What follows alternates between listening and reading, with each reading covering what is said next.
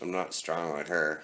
That's for sure. I think I could swim, but from my experience skateboarding the other day, pretty sure I get about 100 feet and I'm screwed.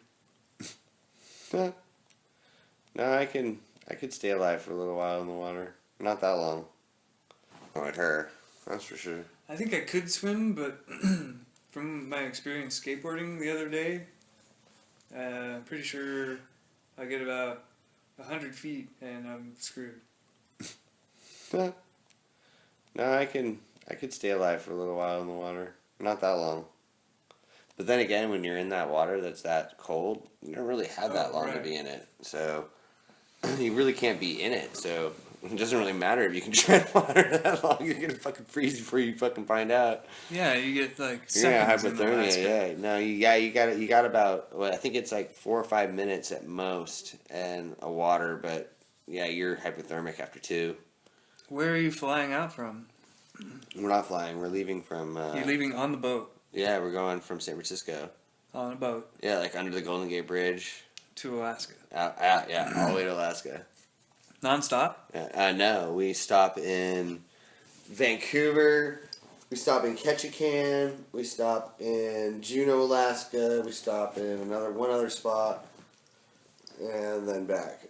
Ketchikan, It's Canada? No, that's Alaska. Oh. It's like kind of like out nowhere, Alaska. Glaciers. Out of nowhere. Yeah, no, it's Glaciers. Is like city of less than like 1,000, 2,000. Wow. It's really, really tiny. The only people that come there are us and the people that The live there. boat people? Yeah. We're gonna be like the weird boat people that show up in those places. It's just weird. I've never been like the tourist like that, so it's gonna be interesting. It's still an interesting idea. I've never been on a boat for that long. And the coolest part about it is it's all inclusive. So all my food and all my booze the entire time I'm there is paid for. So I don't pay for anything on the boat. Crazy. So the whole time we're just eating and drinking, and from what I understand, it's just lobster and seafood like the whole time, like as much as you want, like every day. I'm like, oh my god, that sounds so fucking good. That sounds dope. Nice. How long do you get to dick around in Alaska? We get like hours, like at different spots. Like my birthday is, for instance, is the 23rd. So we'll be in Juneau. What birthday? My 40. 40! Yeah. So we'll be in Juneau for my 40th birthday. Crazy. Yeah, it'll be totally weird to be in Juneau, Alaska. Totally strange, different, foreign spot for us, so it'll be cool. Yeah, I'm not sure where we're going to go, what we're going to do, but... It's the north. There'll be stuff to do. I'm sure Be we'll beyond the wall. Yeah. And I've been researching the town. There's stuff to do, like places to go. I mean, you're just gonna want to walk around, really. I don't want to be on a tour because they do all these like crazy tours. So you basically get off a boat and then you're on a tour for like 6 hours, and then you get right back on a boat and you go. And I'm like, yeah, no, I want to be off the boat for like 6 hours and like go cruise around town. So is there gonna be like polar bears riding unicycles down the main street? I doubt it. Oh. I doubt it. We might rent a car on my birthday. That's what we're thinking we're doing. Maybe seals out on the dock or something. I don't know what to expect. Dolphins? No. Killer whales? I want to rent a car and just drive around Juneau. You're probably going to see killer whales or dolphins on the boat ride. Maybe. All the way through the North Pacific? Maybe. I know what's on our boat, though. We have a cool... on our boat, we're having a celestial cruise. So they have 2 telescopes. Cool. That are going to be out there, so I'm going to get to see some cool stuff, probably. I'll probably get to see something cool, I'm sure. Hell it's going to be so dark and rad, and you'll probably be able to see the Bend. And I'm kind of excited to see Northern Lights, like the Bend, like the light bend on the Earth. The curvature? Yeah, the curve, because like apparently from what I understand with the telescope on top of one of those decks, you can see the curvature where the Earth turns. You can see all the way to the horizon. You can see all the way to the horizon, and sure. You can but the way it's written up above it, and you're so high that you can kind of see the. I'm excited to see a light bend. To be. They say they can see a light bend on it, so you can see where it's turning. Yeah. But it's not. You don't see the curve. But, I remember seeing this on. It looks cool. QI. So, they asked everybody to buzz in when they showed a video of the setting sun. and they asked them to buzz in when they think that the sun has Totally set.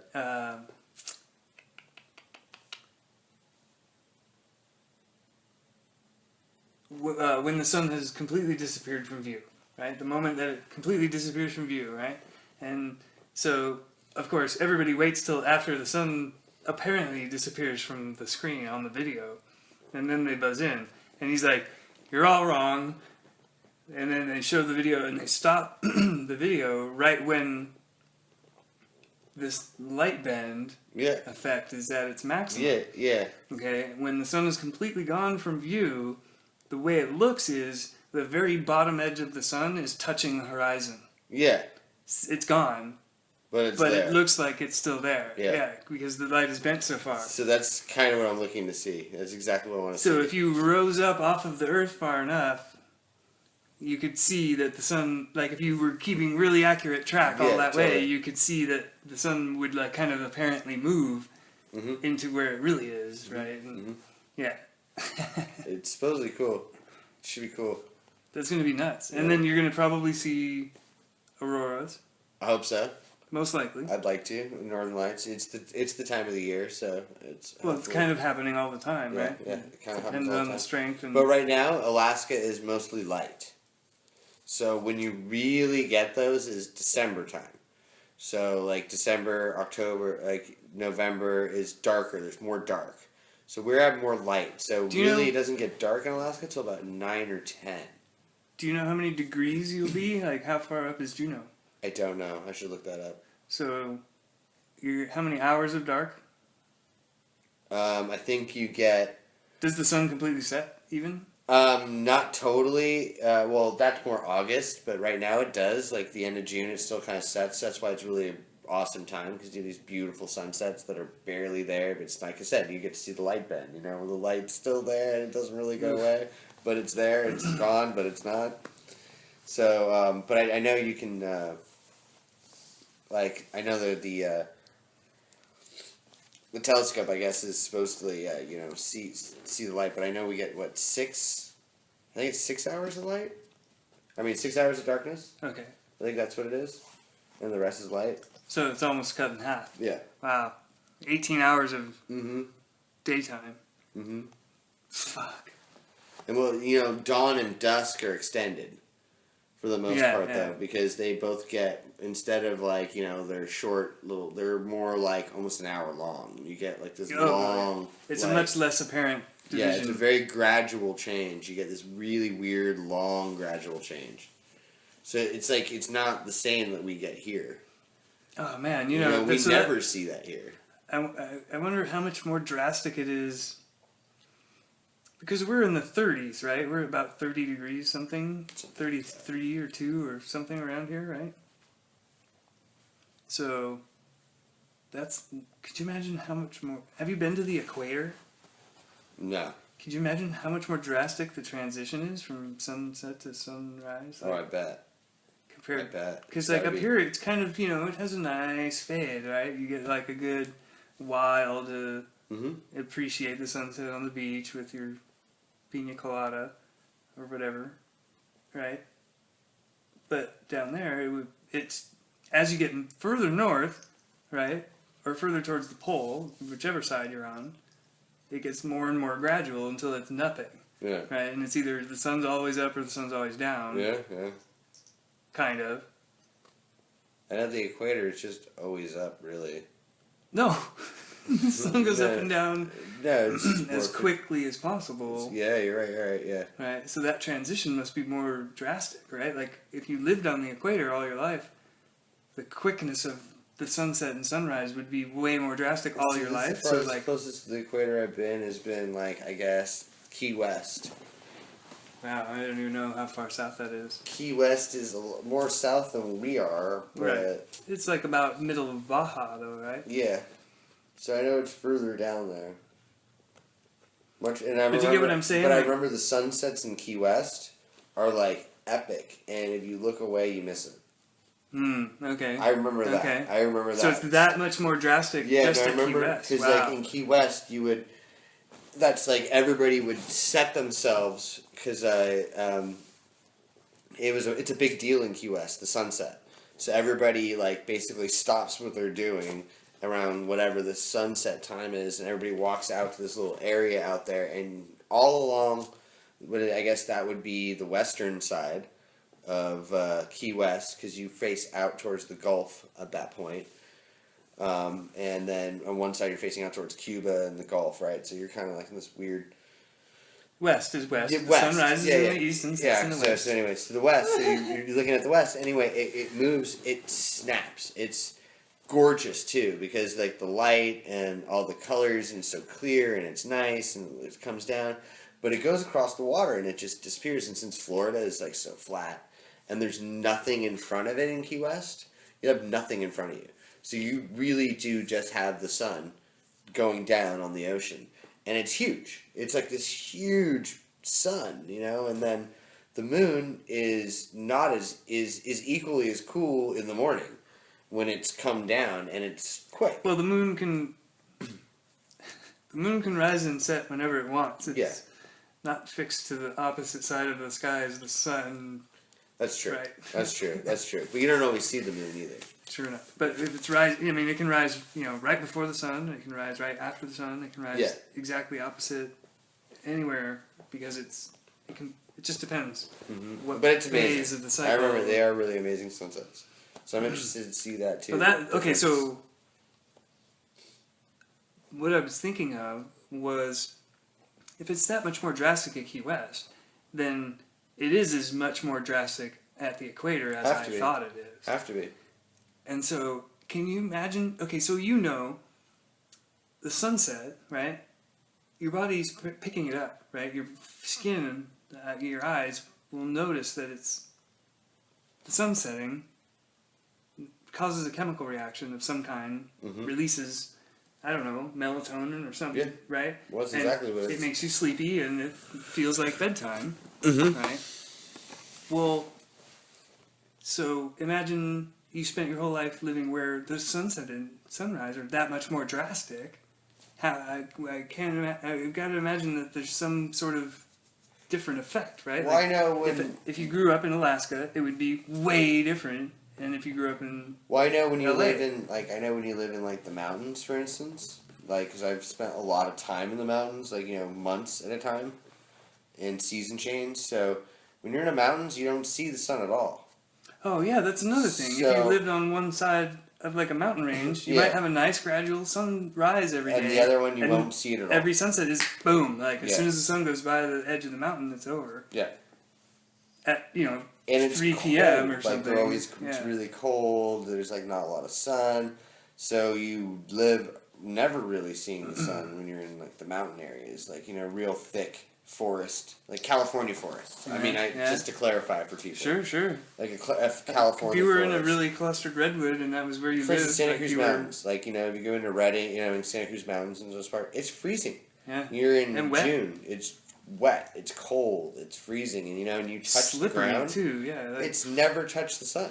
Yeah. You know, the sun's never been there, and it may never will, or maybe one day it will, but it's But if weird. So if you imagined yourself as some sort of primitive human living there, you know, and never hardly seeing the sun just because of the nature of your locale that you know was encrusted with trees, your body's reaction to sunlight would be drastically different. Totally. Like sunrise and sunset would affect you differently, much less. Or well, I know your cycles of sleeping in the woods are different, because at first light you're awake. So 5 o'clock in the morning is when your time starts. So you're up, and then 5 o'clock, 6 o'clock, 7 latest, it's dark. Your time's done. Because there's no street lights, there's no, I mean, your firelight and your flashlights, so you're sleeping, you know. So your cycles are 12-12. You know, you're pretty.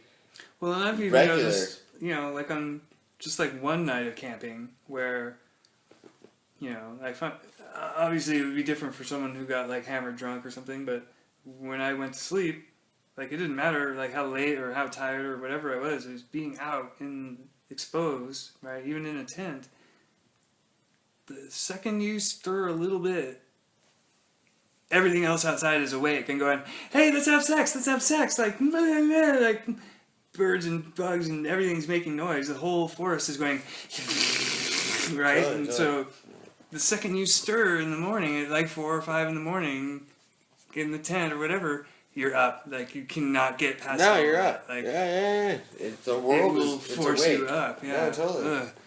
Light or be damned. Even if it's dark, you will be up. Well, I with all remember that. noise. My days were much longer and my nights were much shorter living in the woods. Because at night, you were sleeping. You lived in the woods. Yeah. Explain. I didn't want to deal with people for a good 4 or 5 months, and so I decided it would be a good idea to go camp. You went on a hyper-extended camping trip? Hyper-extended camping trip. It was really only How long ago?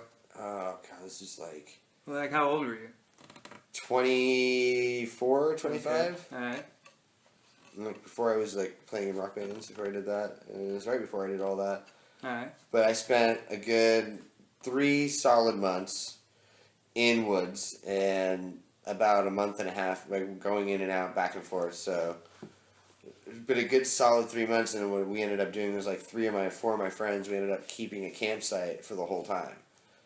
Okay. And we just kept one campsite there, and then I would leave for like a few days, go maybe all the way back home, and I'd have to drive, like 3 hours, and then, maybe need shit or whatever, and I'd go home for a week, and then I'd come back for like a while, leave, stay 3 more weeks, and then go back for a week, and then stay another 2 weeks, but then I stayed 3 solid months where I didn't leave. Kind of just, you fished every morning for your food. In California? In California. Okay. Yeah. So all the Whiskey Town. Whiskey Town? Whiskey Town Lake in Redding, like Shasta. Okay. The Shasta area. Much Northern California? Yeah, much Northern California. And it's just woods. It's just out in the middle of nowhere. And I was on a campsite, so there was people. So we had parties and people had come over and come over to your campsite. And we had one of the best campsites. So we had like a boat dock, so people could come and dock their boat there too. So. And we had a boat, so we would cruise out all in the afternoon, meet people on the lake, and we'd all come out to our campsite. And they'd cruise their boats in the middle of the night in the lake, and instead of just hella traffic on the lake at night, everybody's got lights, and you see lights going, we'll just going campsite to campsite. Trippy. And it's fun, so we stayed out there for a while. But you need to have a gun. You need to have, like, serious camping supplies. You're not just out there. You need to have a lot of wood. You need to collect wood, or you need to go buy wood. And you need to go to town and get wood, or you go down to the little stores. But it's rough. I mean, it's camping. I didn't have a house. We lived in a tent. Fishing every morning for breakfast was the best part. Jeez. We had days where we didn't catch it, and we were like, what do we do? Well, we can just go to the general store and get sausages or something, and that's what we'd have that night, or something. But see, now that's more like it. Like, I can we barely try not stand to. flavorless ass fake fucking fish from McDonald's. Like, well, no, we had like herbs and spices and garlic and lemon and all that shit to cook with, but we need to catch it. Yeah, and where we were staying was a hatchery area, so there's a lot of fish. So 9 times out of 10, you're gonna catch something. I'm just super like suburban spoiled, so like fish breakfast to me is just like horrifying. Well, we had quail breakfast. Wow. Because it was when we were out there was a quail season. Then we also had some venison, because one of the guys got a hold of someone else had killed a deer, and we traded fish for parts of the deer, and so then we had venison for like a week. But then you eat it for a week. We had venison stew, we had venison everything, and we tried to put venison with fish, and you got venison with anything, you're eating whatever you can eat. Right. And it was fun, because, I had different friends come to the campsite and stay, some guys would bring their girlfriends and pep a tent for like 4 days, and then people would hang out for like, a week. Some people would stay. I mean, one of my buddies like lived up there, so he was there almost every day, but he'd go home. He wouldn't stay out. Some nights he'd stay. He got too drunk, but he would go home, get more supplies, and come back all fresh and clean, and be all like, "Let's party again." I'm like, "Dude, you brought beer, right on." Like I never had to go to the store, like to town, really. He'd bring food in, so it was easy. Totally. But it's fun to live like that. So on the opposite end of the spectrum, you were going to tell me about your what's it? Flip deck? No, that's another Dick one. flop? What's another one? It's a different episode. Oh. Well. Alright. Yeah, we'll get into that on the other ones. I don't want to get into that. But you had beekeeping and something else that was fun. Yeah, beekeeping is fun. Everybody should keep bees. Bees are so important. Without bees, we wouldn't have the earth. Period. No, none of this would be possible without those little motherfuckers. They're the pollinatingest. Mm-hmm. Without them, we would be screwed. Without them, we wouldn't have wine. Wine. Yeah, without them, we wouldn't have beer. You wouldn't have all the amazing things. Oh, right. All those flowering plants. You And need all of them. You their need sex. bees. Their dirty, dirty plant sex. I was so excited just the other day because I just planted tomatoes in the backyard. Got a bunch of heirloom tomatoes. And I've been kind of waiting and waiting. Is it the I haven't ones seen it. you Yeah. were just watering? Yeah. Okay. I was waiting for it to happen. I hadn't seen it happen. I didn't want to say anything, and then it happened yesterday. I had a bee germinate. I had a bee come in. Bees don't germinate. Well, no, but I had a around. bee use my my tomatoes, Nice. and I know that will create make my tomatoes start to grow. Yeah. And that always does. And I always wait for the first bees to hit my tomatoes. You actually saw a bee. Yeah, come over actually and hang out. hit my tomato, and I was like, oh, hits my plant. Hell yeah. I'm like, now we're going to get some tomatoes out there. And then I saw bees later in that same day. It was almost like they told the other one they found some shit. I had 3 more bees on my tomatoes, and then I had my pepper flowers also got bees, and so did the so cool aloe. I was like, cool, rad. That's exactly what you need. It's how the world turns around. I just can only hope that someone's using that pollen somewhere and turning it into something. Well, I always wonder where the bees are coming from. I always hope they're hives. it's I know like there a are local cyclical process, right? So they're gonna keep doing what they do with your plant, right? And then as the plant gets bigger and has more to provide, they'll keep coming. Well, I mean, And just but as a I mean, like, I hope consequence of- someone's using it, like, meaning if it's going into, like, a bee farm, like, people are getting Oh. your flowers, and Well- that creates the honey that's going to get sold ultimately to other people. It's cool. Even if it's not going to use for people, the bees are still going to get to use it. And it's always a More unique, and it's bees. always a good idea when you move into a new area to go get a hold of local honey. Sure. Yeah. Because local honey has all the antioxidants, has all the pollens, Absolutely. has all the things that are in your local area. And I've heard that's a good cure, not a cure, but like a treatment for like people who develop a weird allergy when they shouldn't actually, when they test it and they don't actually have an allergy that I seems like actually allergic eat symptoms. a spoonful of honey like at least once a month. Local honey. Local honey. I bought it when we haven't bought any since we moved into this house, but I bought it from San Jose. From I'm in the same neighborhood, Yeah. and I bought it from a beekeeper who's right here on Guadalupe. So it's as local as I could get it, and he's right there by the airport. So he's freaking right in my shit. So then that's what I started doing, and I don't have any allergies here. None. Awesome. I Yeah, swear and it's so- with honey.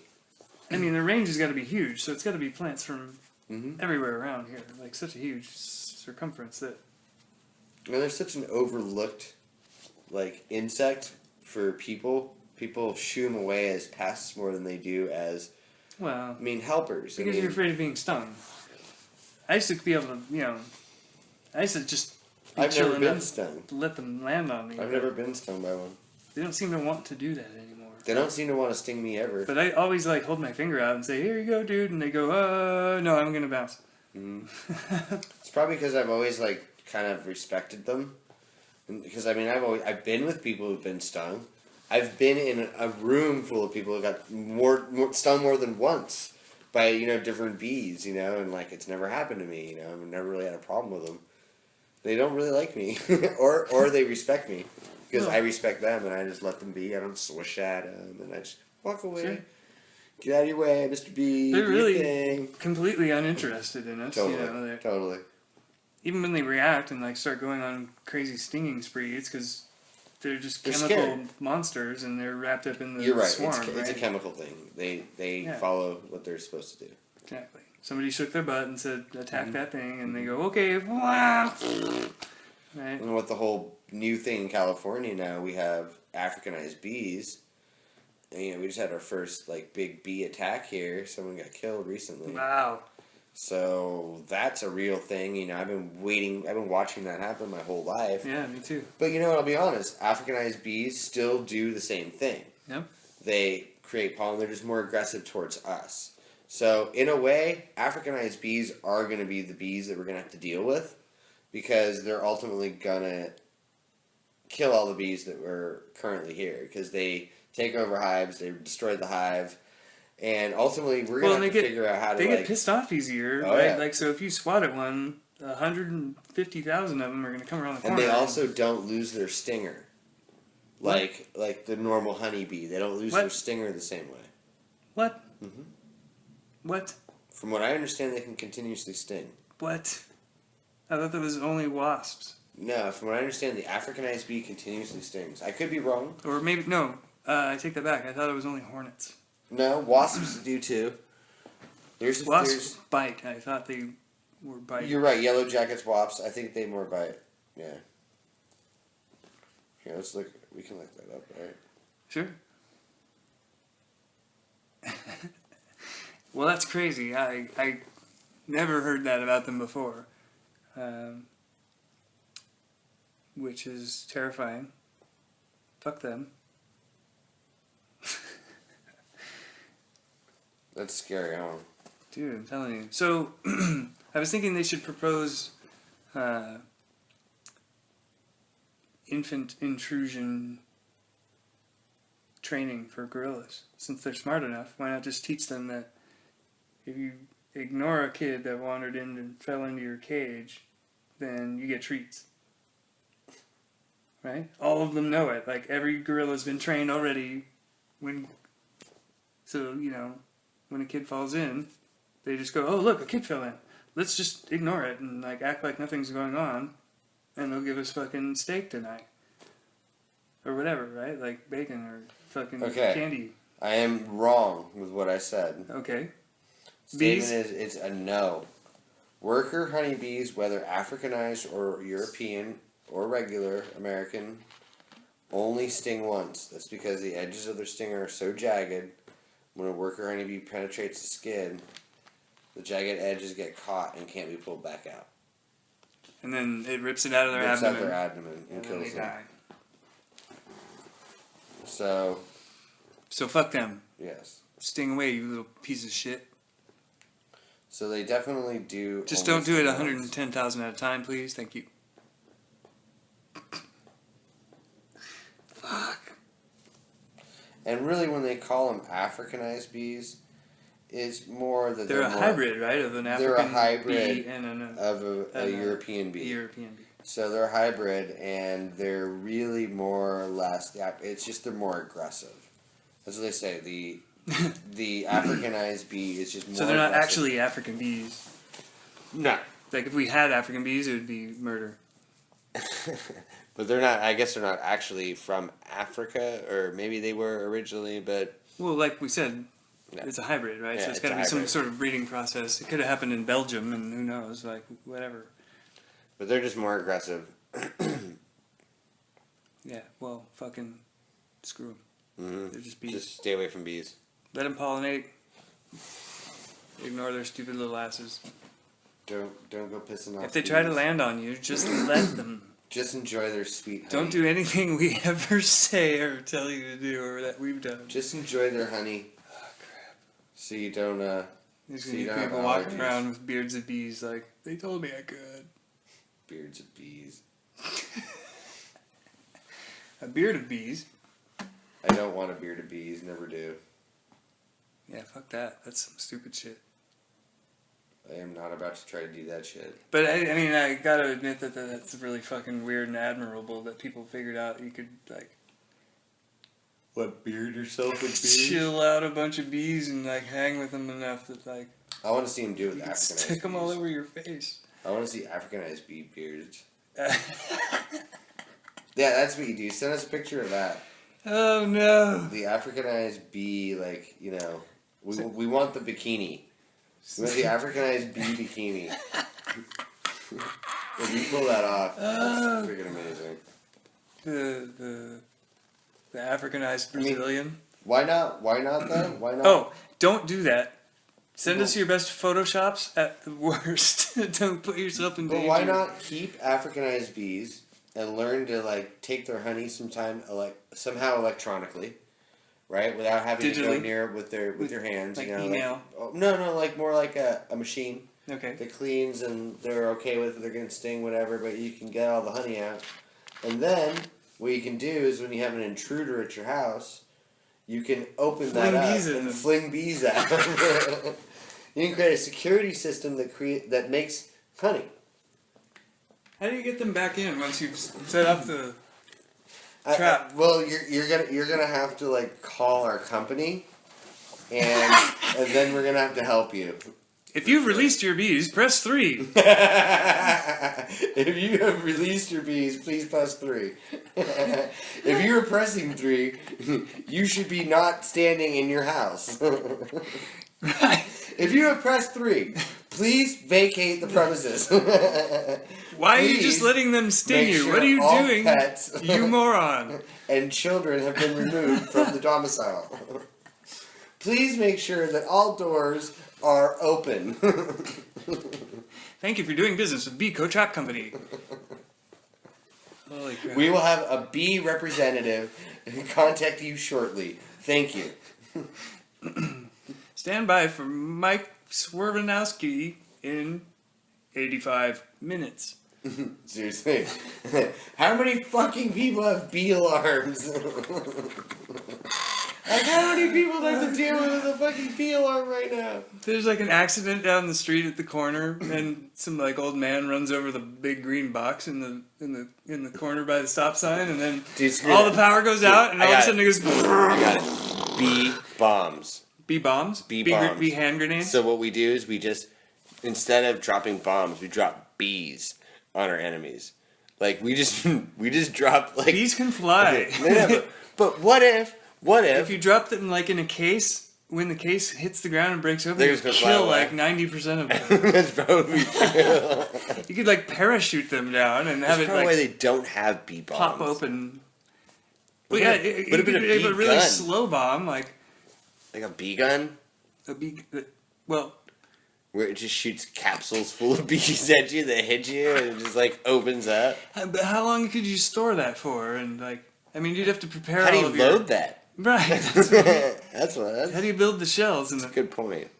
I mean, and then also like accelerating a bee to like a drastic speed, and then making it decelerate, crashing into something. Enough without killing the bee. Right. It's gonna be. It might be pissed, but it might not sting the thing. Why don't we just like? Why aren't we?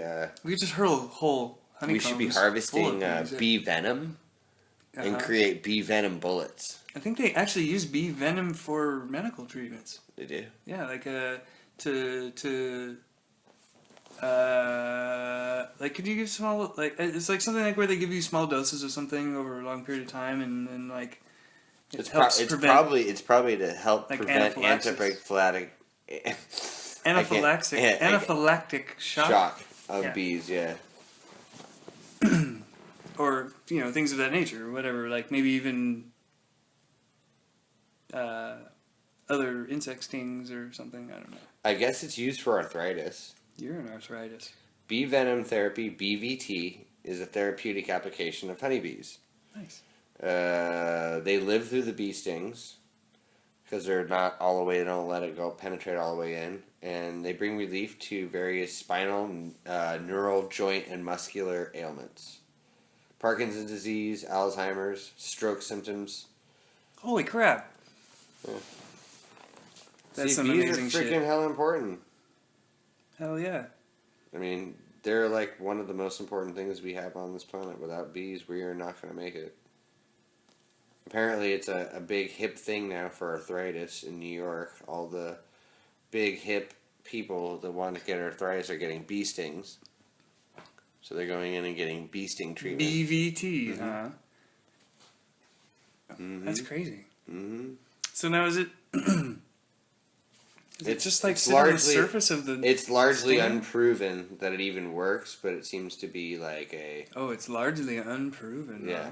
Wow. That's what I'm reading. That's not very encouraging. Yeah, it's although it's largely unproven, about 50% of U.S. physicians report good results using the substance to treat not only pain but arthritic conditions, multiple sclerosis, other health woes, high blood pressure, asthma, hearing loss, premenstrual syndrome. Sounds like you can just smoke some weed for all this. Yeah, yeah. I mean, so far. if you ask me, anyway, that's from medicine.net.com. So you're gonna go. That's weird. They're called medicine.net.com. Interesting. That's terrible.